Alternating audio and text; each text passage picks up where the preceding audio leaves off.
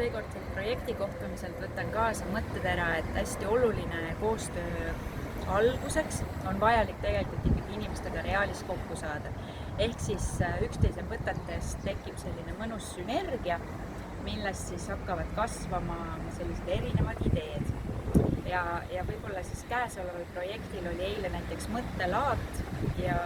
sealt ma sain siis lasteasutuse juhina kaasa selle mõtte ja idee, mida ka Tallinnasse kaasa võtta ja meie 4 lasteaiaga koostöös siis nagu ka Tallinnas reaalselt ellu hakata viima,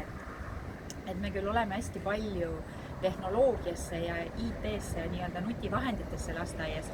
aga see projekt kõnetas võib-olla mind just sellepärast, et need pehmed väärtused, nii-öelda hoolivus, sõprus, pere, et need me oleme võib-olla praegusel ajahetkel juba vaikselt hakanud unarusse jätma, aga see projekt just nagu kõnetas, et see ikkagi on oluline ja seda tegelikult juba väiksest peale lastega rääkida. Ja ma arvan, et see on üks selline selle